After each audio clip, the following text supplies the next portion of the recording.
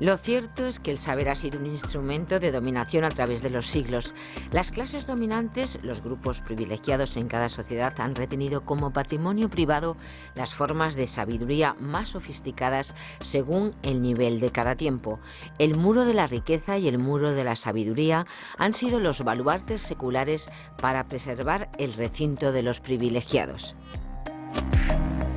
Estas interesantes palabras forman parte de Alternativa Socialista a la Enseñanza, publicado por Luis Gómez Llorente en 1979. En homenaje a este histórico socialista, experto en enseñanza y política educativa, Antonio García Santesmases y Manuel de la Rocha Rubí han coordinado un libro muy interesante titulado Luis Gómez Llorente, Educación Pública y Socialismo. El profesor del Departamento de Ciencia Política y de la Administración de la UNED, Jaime Pastor Verdúos, lo presenta.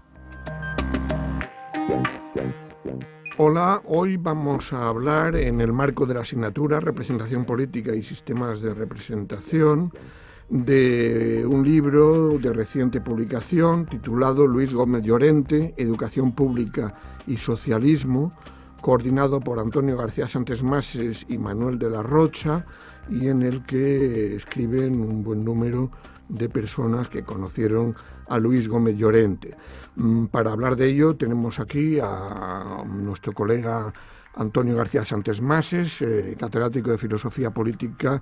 de la UNED. Y bueno, yo creo que es importante que el alumnado de la Facultad de Ciencias Políticas conozca la relación que tuvo Luis Gómez Llorente con la historia del Partido Socialista Obrero Español y el papel activo que él jugó en años clave dentro de la transición política. Así que podríamos empezar por recordar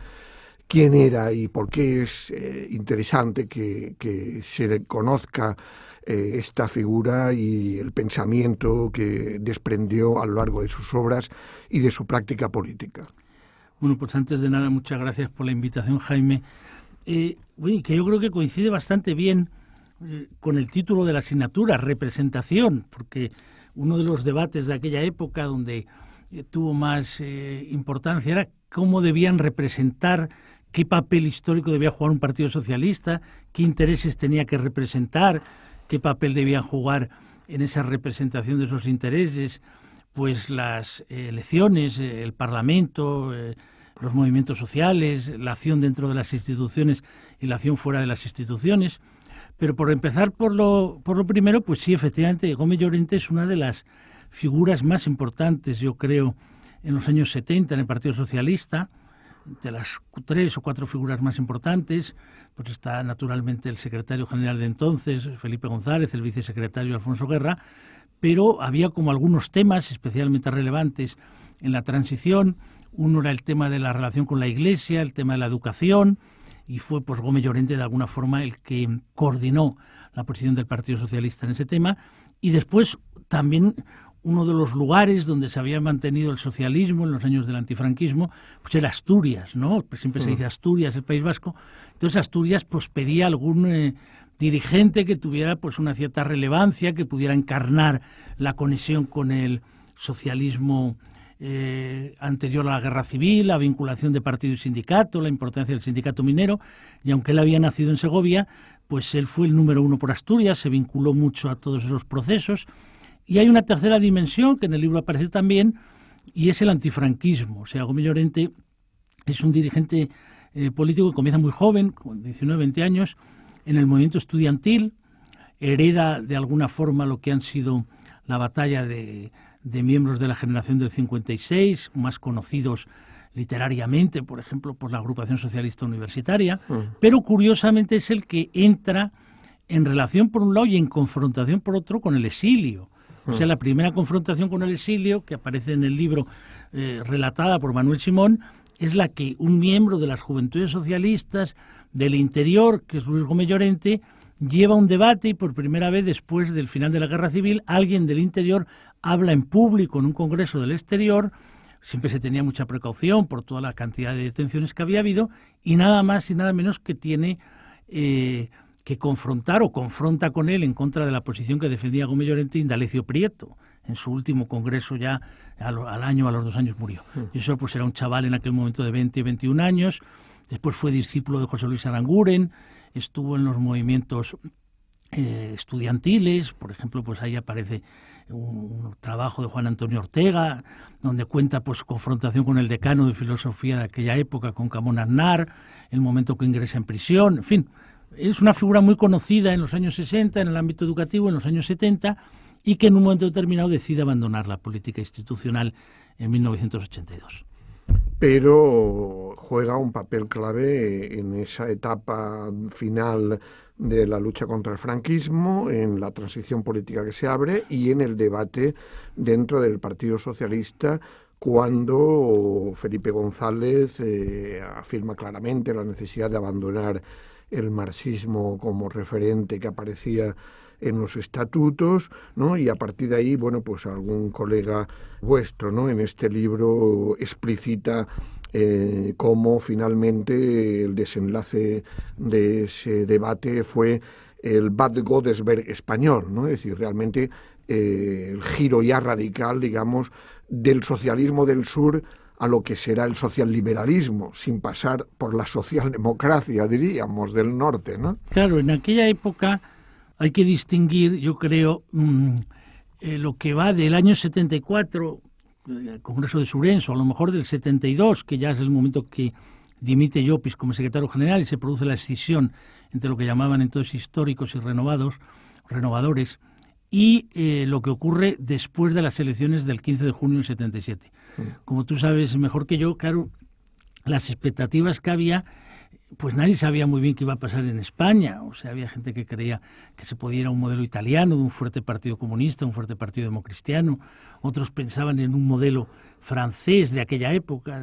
más parecido al que simbolizó después la Unidad de Izquierda, un partido socialista, un partido comunista, cada uno de ellos en torno al 20%. Pero un modelo en España más parecido al sueco, a otros lugares, que el Partido Socialista se presentara con el 30%, Partido Comunista no llegara al 10%, la verdad es que no se pensaba antes del 15 de junio que eso pudiera ocurrir. Entonces eso causa la sorpresa, el Partido Socialista tiene 118 diputados y a la vez las otras opciones dentro del socialismo pues tampoco tienen representación, ni los históricos que se presentaron entonces, ni el partido de Enrique Tierno Galván, que tuvo pues 5 o 6 diputados, Partido Socialista Popular. Entonces eso plantea que a diferencia de lo que ocurría en otros lugares, por ejemplo, pues pensemos en el caso de Alemania. Claro, en Alemania, desde el año 45, el Partido Socialista no llegó a gobernar hasta el 66, 21 años de espera, y fue en un gobierno gran coalición.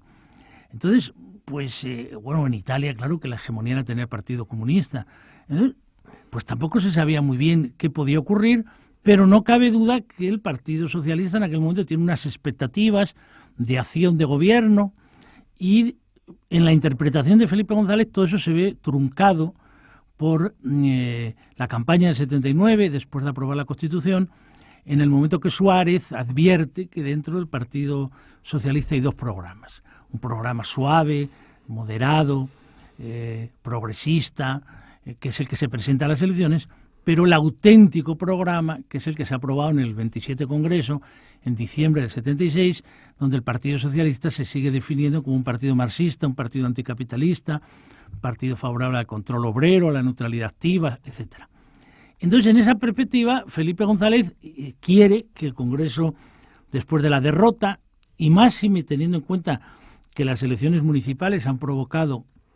una política de entendimiento entre el PSOE y el PC para los ayuntamientos, él quiere alejarse al máximo de cualquier imagen frente populista, subrayar la idea de la autonomía del proyecto socialista y insistir en que solo el Partido Socialista por sí mismo puede obtener una mayoría. Y que para eso es imprescindible lo que llamaríamos un Bad Godesberg, es decir, abandonar las señas de identidad ideológica del marxismo, que el partido apareciera como un partido democrático, de reformas sociales, que se podía llegar pues desde una aspiración a la justicia social, desde el humanismo liberal, desde planteamientos socialcristianos, pero sin lo que era la conexión del partido. Y hay una persona que dentro de la comisión ejecutiva se opone a esto, que es Gómez Llorente. Gómez Llorente insiste en que el Partido Socialista, con toda la actualización y con todas las renuncias que él veía que ya se habían hecho en mor de la estabilidad institucional y de la Constitución del 78, por ejemplo, la renuncia a la República, la renuncia al modelo de escuela única, pero que debía mantener su posición ideológica. Y por eso hay una frase que yo creo que resume mucho su pensamiento, que es la de decir, si uno compara los discursos de Felipe González, sus intervenciones públicas, con las que tuvo Prieto, de los Ríos, o Caballero, o Besteiro sobre la cuestión catalana, sobre la monarquía y la república, sobre la cuestión económica, dice, es tal la diferencia de estilo, tal la diferencia de contenido que parece irreconocible. Por tanto, lo que tenemos nosotros es que pensar si queremos mantener el espíritu del viejo partido de Pablo Iglesias, él era muy pablista, o si por el contrario queremos crear una gran máquina para atraer votos de distintos sectores, un partido que llamarían los politólogos catch-all party, un partido atrapalo todo, un partido de liderazgo, en detrimento de un partido que juega un papel de pedagogía de una determinada ideología. Sí, bueno, yo recuerdo en el libro, ¿no?, citáis algún texto, ¿no?, de Luis Gómez Llorente, por ejemplo, en una entrevista que decía en septiembre del 79, no se trata de llegar al gobierno como sea y a costa de lo que sea, sino apoyado en un sindicalismo fuerte y militante y mediante la activa identificación de la mayoría del electorado. Llegar al poder por otros atajos implica la defraudación de las esperanzas que la clase trabajadora ha puesto en el PSOE, ¿no? Bueno, y yo creo que, bueno, como tú formabas parte en aquel momento de Izquierda Socialista, bueno, has sido portavoz y sigues siendo miembro de esta corriente, ¿no? Yo creo que sería bueno, ¿no?, recordar cómo, bueno, la historia podría haber transcurrido de otra manera, ¿no? Es decir, que realmente allí hubo una derrota en el Congreso Ordinario de Felipe González, hubo una mayoría que estuvo a favor de mantener el marxismo como referente ideológico, ¿no? Y bueno, Felipe González amenazó con su dimisión, ¿no? Y ahí tuvisteis la oportunidad de liderar el Partido Socialista, ¿no? Es decir, yo creo que, bueno, pues fue una oportunidad que se descartó en aquel momento, pero que podría haber abierto una crisis en el sentido que también que hablaba Luis Gómez Llorente, ¿no?, que también aparece en vuestros artículos, como en realidad lo que veía después del 82 es que la labor que estaba haciendo el Partido Socialista era más la que podría hacer un partido radical, digamos, modernizador de la sociedad española, pero que claro que eso desnaturalizaba lo que tenía que ser un partido socialista heredero del pablismo, ¿no? Sin duda, esas son las tres cuestiones. Por una tal, el problema que yo creo muy relevante de lo que llamaríamos la historia contrafáctica, que a veces los historiadores le dan muy poca importancia, pero que es muy decisiva. Podían haberse hecho la cosa de otra manera, la cosa podía haber habido otro tipo de orientación ideológica, bien de todo el partido, bien de una posición de izquierda que hubiera tenido un peso mucho mayor, es decir, que hubiera podido tener un peso mucho mayor a la hora de las decisiones. El problema que a él le atravesó durante años y que yo creo que influyó muchísimo en su retirada de la política institucional era la pregunta que tú haces, la eterna pregunta, ¿y por qué en aquel momento no se tomó, digamos, el poder de la Ejecutiva? Y por eso yo creo que el mérito del libro es sacar muchos documentos de la época, de entrevistas, donde él decía que, claro, hay una contradicción que se daba extraordinaria en los delegados. Digamos, había un tercio que estaba dispuesto a apoyar lo de Felipe González desde el principio. Y naturalmente en eso jugaba un papel muy importante el diario El País. El País, sus asesores, Javier Pradera, etcétera, tenían siempre esta posición de que venían del comunismo al liberalismo sin pasar por la socialdemocracia. Y eso fue un papel decisivo en todo ese medio del Partido Socialista y de la izquierda española. Después había un segundo tercio que quería mantener lo que llamaría Gómez Llorente, vamos a decirlo así, esquemáticamente el pablismo. Pero había un tercio intermedio que quería a la vez a Felipe González de líder y a la vez el marxismo, vamos a llamarlo el pablismo, y claro, eso es lo que el Congreso muestra que es imposible, y en eso jugó un papel extraordinario a favor de Felipe González Alfonso Guerra, porque era el símbolo de todo ese segundo sector y de toda la contradicción. Mejor hubiera dicho mantener el proyecto anterior, pero si el precio es perder al líder, pues entonces sometémonos al líder, y entonces es el que crea el gran aparato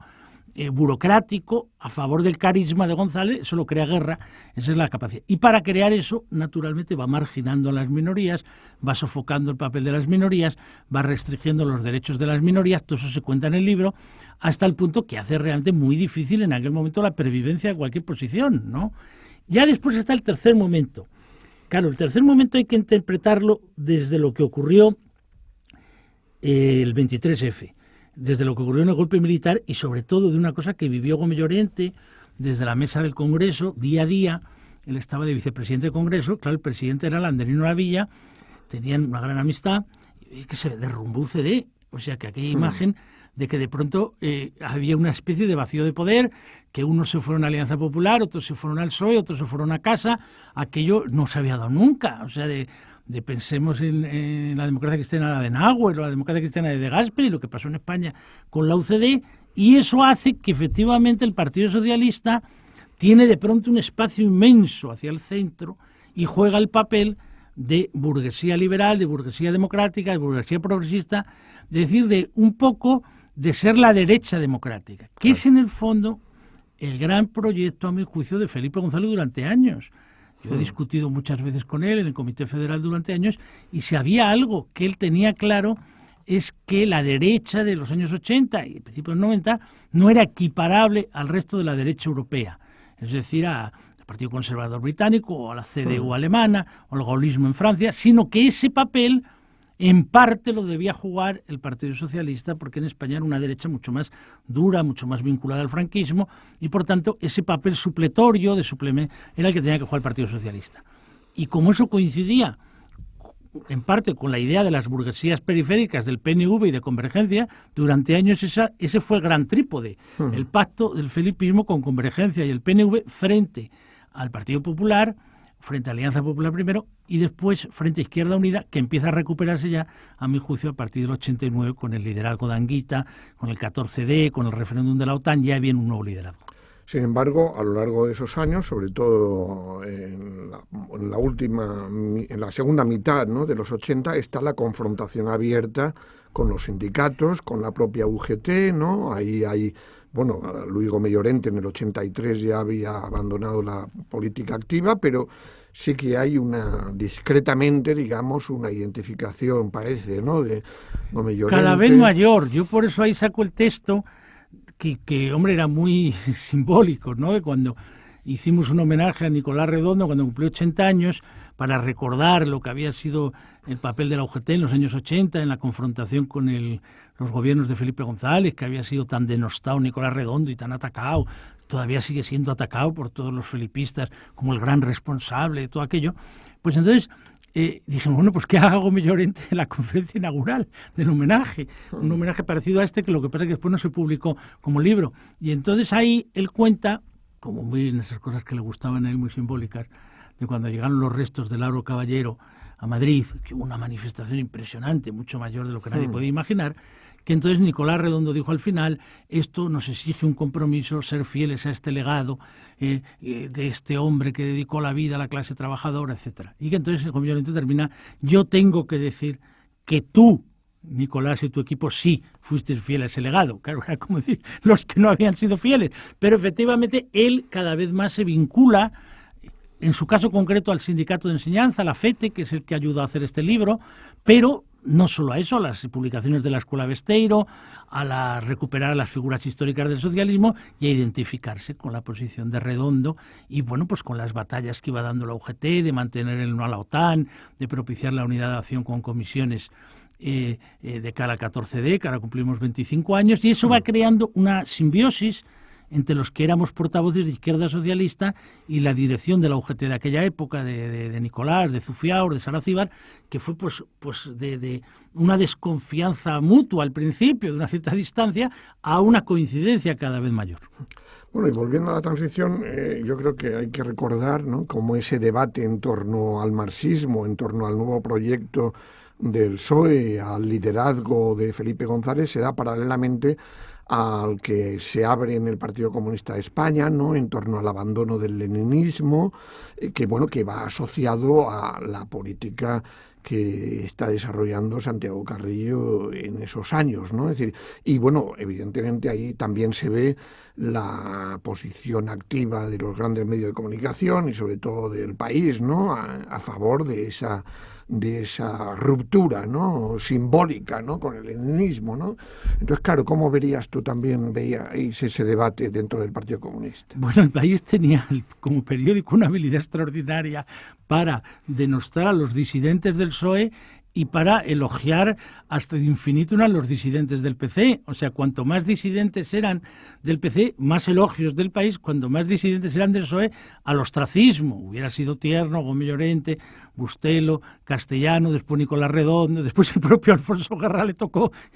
a Borrell. O sea, todos los que hicieron sombra en algún momento al proyecto, vamos a decir, de Felipe González y sus colaboradores más directos, recibieron unas críticas terribles. En el PC, a mí me parece que, así como en el caso del PSOE, esta figura, como Gómez Llorente, al conectar con Redondo, fue importante para mantener lo que diríamos el espíritu de un cierto socialismo de izquierda, en el PC fue muy importante, una vez que llega ya Anguita, la figura de Sacristán, aunque había muerto él en el 85, en agosto del 85, pero yo sí creo que ahí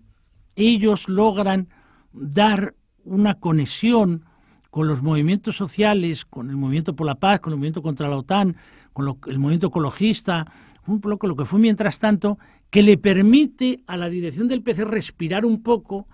de aquel debate donde les había llevado o prosoviéticos o renovadores, o sea, decir, bueno, ni prosoviéticos, porque ya estaba cayendo,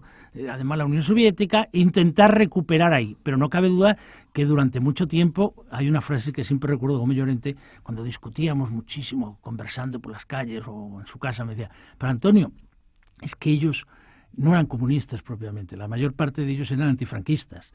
Bueno, claro, el Partido Comunista fue el partido de los antifranquistas. Claro, entonces él decía, es que yo les he tratado en el Colegio de Doctores y Licenciados, había algunos, decía, claro, que eran claramente comunistas, pero él ya se refería pues a la generación de Sánchez Montero, a personas de otra edad, pero muchos de ellos eran antifranquistas. Y claro,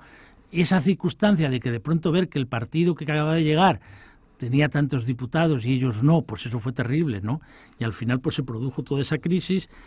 que en ese caso vino vinculada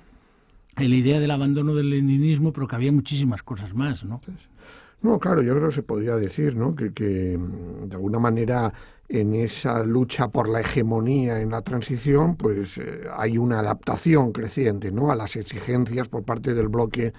de poder dominante que se están planteando para consolidar el régimen, ¿no? Y evidentemente a partir del 82, con la victoria de Felipe González, ¿no?, pues se puede decir que es cuando empiezan a tranquilizarse y a abrir un proceso con sus contradicciones también, como hemos recordado en esa confrontación con los sindicatos, o siempre con la cuestión nacional catalana y vasca en medio, ¿no? Pero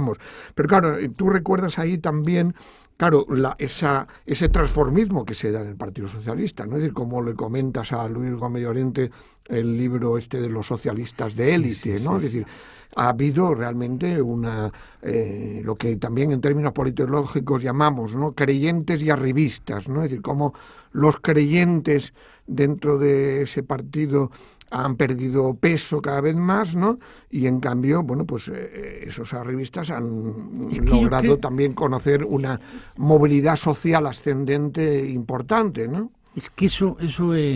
claro, lo recuerdo yo ahí en el libro, porque yo se lo comenté la última vez que estuvimos juntos en un 1 de mayo, él era muy de ir al 1 de mayo, ¿no? Se quedó completamente escandalizado cuando se lo comenté, pues le regalé el libro. Es que verdaderamente, claro, para una persona como Gómez Llorente, pues que había estado pues en el movimiento estudiantil, profesor de secundaria, colegio de doctores y licenciados, un poco ese modelo de la escuela pública con el sindicalismo, de pronto todo eso de que personas que habían tenido puestos de responsabilidad en los ministerios económicos quedaran cooptados por las grandes empresas, por Abengoa, por Iberdrola, por Telefónica, bueno, a él le pareció escandaloso. O sea, le pareció una cosa ya como que no era tanto ya, o mejor dicho, no era solo que cuando se llega a los gobiernos por la pérdida de soberanía de los estados, por el control de las grandes instituciones financieras, pues haya una dificultad grande de marcar diferencias, pero ya que el estilo de vida fuera el mismo, o sea, que el poder privado colonizara, cooptara, capturar a las élites, le parecía que era una cosa tremenda. Y yo creo que refleja mucho la crisis que hoy vive el Partido Socialista. Es decir, el Partido Socialista hoy tiene el problema de que tú cuando vas a alguna agrupación a dar una charla, pues son personas pues entre 60 y 70, 75 años que han luchado por la sanidad, por la escuela pública, por los cristianos socialistas, por el feminismo, pero que no tienen su vida nada que ver con estas élites que se han lanzado al poder económico, y por otro lado ven que sus hijos están en el 15M y les reprochan ser lo mismo que el PP, con lo cual la angustia es terrible, porque dice, para mis hijos aparezco como lo mismo, para las élites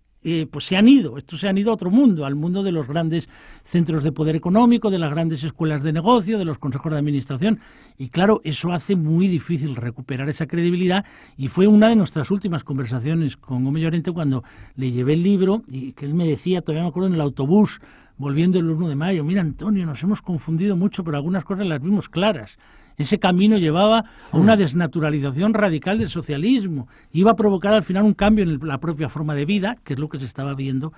con este libro de los socialistas de élite. Claro, y sin embargo, al Partido Socialista se le ha visto, incluso nostálgicamente, como el partido que en los años 80 pues extendió algunos derechos sociales, promovió servicios públicos, ¿no? Y bueno, como precisamente a partir del estallido de la crisis financiero-inmobiliaria empezó el desmantelamiento de ese estado tímidamente del bienestar o modesto del bienestar que se había desarrollado fundamentalmente en los años 80, ¿no? Y una cosa que yo creo, comentábamos en algún otro debate estos días con Manolo Monereo, el problema del europeísmo. O sea, yo creo que además de consolidar la democracia, como el gran proyecto era Europa, entrar en Europa y tal. Entonces en España se discutía muy poco sobre Europa, o sea, a diferencia de lo que fue Maastricht en Francia o del debate de la Constitución del 2004 en Francia, que hubo posiciones pues muy enconadas hasta que llegó a triunfar el no, o en Holanda. En España era como España es el problema, Europa es la solución, y eso, así como con la OTAN se desgarró el país porque era el recuerdo de las bases militares, del apoyo a la dictadura de Franco de Estados Unidos, la visita de Eisenhower en el 59 con Franco, todo esto eran recuerdos muy duros, ¿no? Yo que vivía aquello defendiendo el no a la OTAN, recuerdo que los delegados del Congreso del PSOE vivían con una emoción enorme cuando les leía la carta de Indalecio Prieto atacando al apoyo norteamericano a la dictadura de Franco, una carta que él le dirige con 80 años a Kennedy. Pero en caso de Europa no, Europa era por fin, Múnich, por fin, y eso conectaba de alguna manera pues con una posición donde, bueno, en la medida que estamos a recaudo. A partir, tú lo sabes mejor que yo, lo has trabajado mucho en Viento Sur, llega un momento que claro, de Europa ya no vienen buenas noticias, y desde el 2007, 2008 cada vez peores, y del 2010 imposiciones, y del 2011 reforma de una constitución, y bueno, y vemos esta cosa terrible que se hacen elecciones en Alemania donde se dice, no, si el tema de Europa no ha tenido ningún influjo en las elecciones, pero oiga, pues alguno debería haber tenido, porque mire, están ustedes tomando decisiones que afectan no solo a los alemanes, sino que afectan a los griegos, y a los portugueses, y a los españoles, y a los italianos, y a los franceses. No sé, o sea, sí que efectivamente es una crisis muy fuerte de todo ese modelo que ahora plantea a la vez, quizás es lo que yo veo más desolado de todo, que en lo que Gómez Llorente tuvo siempre más confianza era en lo del movimiento obrero organizado en los sindicatos, y yo veo pues una cierta crisis cada vez mayor de los sindicatos para recomponer su identidad. Esto sí que es un tema que a él le haría mucho que pensar si todavía estuviera vivo. Claro, por eso que podríamos decir que, bueno, no hemos hablado, hay esa etapa del gobierno de Zapatero de la primera legislatura, ¿no?, en la que hay una búsqueda, digamos, de un nuevo tipo de reformismo, ¿no?, reformismo civil, ¿no?, como se le ha llamado por parte de algunos, ¿no?, que también le provocó una contraofensiva de la derecha fuerte, ¿no?, pero claro, luego quedó en poca cosa, ¿no? Entonces, claro, mirando ya un poco al momento actual, claro, vemos que del socialismo del sur se llegó a un socialliberalismo que hoy, sin embargo, no tiene margen de maniobra y además, bueno, está en la oposición y se encuentra también afectado por la otra línea de fractura, que es la nacional territorial, particularmente con Cataluña, ¿no? Se encuentra también con una crisis de liderazgo fuerte, ¿no? Entonces, bueno, ¿cómo ves tú, cómo ve Izquierda Socialista este momento actual? ¿Qué Pues propuestas yo creo que ahí hay un debate, por eso yo he intentado ver un poco ahí en el trabajo, ver un poco cómo vivimos nosotros, ¿no? La etapa de Zapatero, que efectivamente era un hombre que tenía la idea de que en temas de política económica no había diferencias, no había que entrar, por eso pues pone a los ministros que eran más continuistas con la etapa anterior, el caso de Solbes y después de Elena Salgado, etcétera, pero que efectivamente trata de resolver de alguna manera el problema que significaba el tripartito en Cataluña, el proyecto de estatut, etcétera. A mí lo que más me preocupa es que ahí hay como dos lecturas, ¿no? Hay una lectura que viene a decir, bueno, pues esto ya no da más de sí, digamos, el Estado español es un Estado fallido, entonces lo único que cabe es formar un todo aparte, o sea, digamos en el lenguaje orteguiano, ya no ser parte del todo y formar un todo aparte. Pero a mí me parece que para responder a eso, a esa cuestión del secesionismo, del independentismo, separatismo, hay que tener en cuenta que ha habido muchos separadores. Es decir, es que ha habido toda una estrategia de la derecha política, social, cultural, mediática, pero también jurídica en el Tribunal Constitucional, de hacer cosas que para mí son extraordinariamente irresponsables. Es decir, cuando un estatut es aprobado en las Cortes Generales después de haberlo modificado muy sustantivamente y después aprobado en referéndum, seguir manteniendo un recurso ante el Constitucional, cuando te están pidiendo todos los periódicos de Cataluña que ya no toques más el tema, lanzarte y hacer este tipo de victorias, son victorias que nos han provocado pues que cada vez este tipo de posiciones separadoras cada vez incrementan más el separatismo. Lo trágico es que muchas personas de la época de Felipe González, de la generación de Felipe González, en el fondo tienen en este tema la misma lectura que tuvieron el PP. Es decir, están siendo jaleados continuamente por los medios de comunicación para decir que todo fue un error de Zapatero y de Maragall, y siempre recuerdan la frase de Zapatero de que si él cumpliría lo que dijera el Parlamento de Cataluña. Pero hombre, es que desde la frase viene el estatut, después viene la modificación del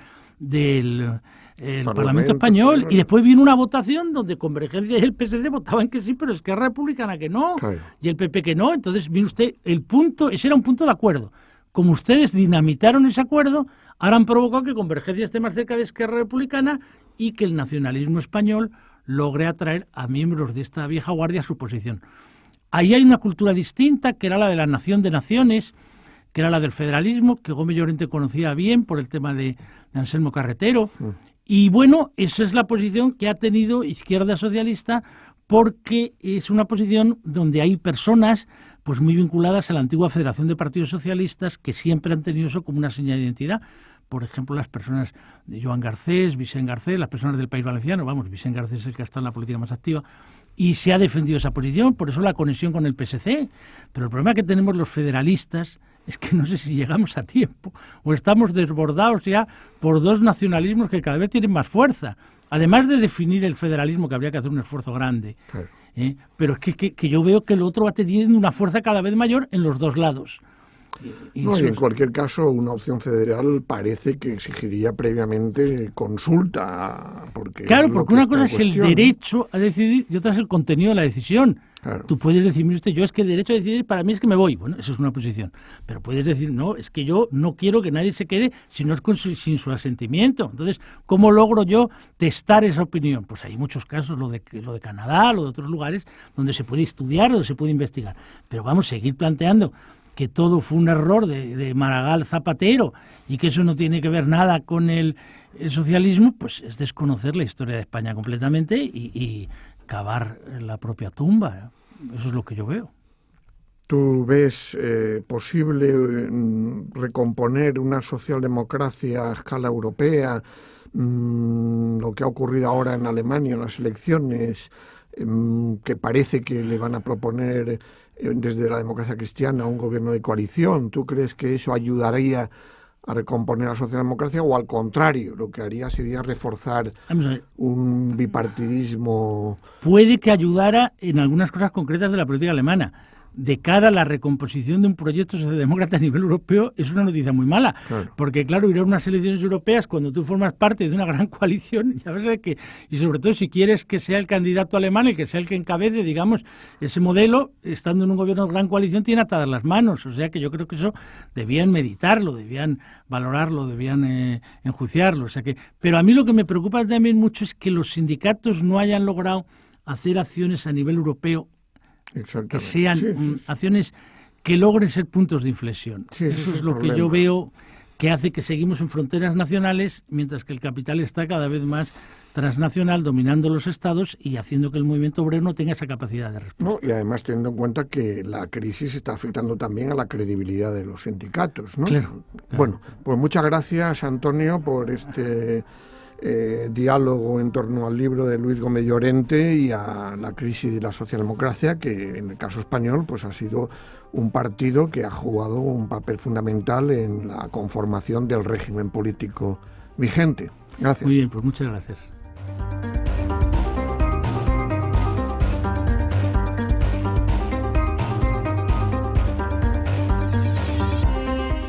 Histórico militante del Partido Socialista, Luis Gómez Llorente ejerció como catedrático de filosofía, vinculado desde siempre al movimiento de profesores que formuló en su día la Alternativa Democrática de Enseñanza. Su contribución fue fundamental en el diseño de las políticas de participación y gestión democrática, pilar de la reforma educativa. El profesor del Departamento de Ciencia Política y de la Administración de la UNED, Jaime Pastor Verdú, ha entrevistado a José Antonio García Santesmases, catedrático de Filosofía Política también de la UNED, quien junto a Manuel de la Rocha ha coordinado un magnífico libro, Homenaje a Luis Gómez Llorente, una obra que el profesor Pastor de Representación Política y Sistemas Representativos ha presentado hoy en este último tramo de Sin Distancias y que está editado por Catarata. Te lo recomendamos y podrás entender con este libro una parte muy importante de la política de transición en la España de los últimos años del siglo XX. Además de García Santesmases y de la Rocha Rubí,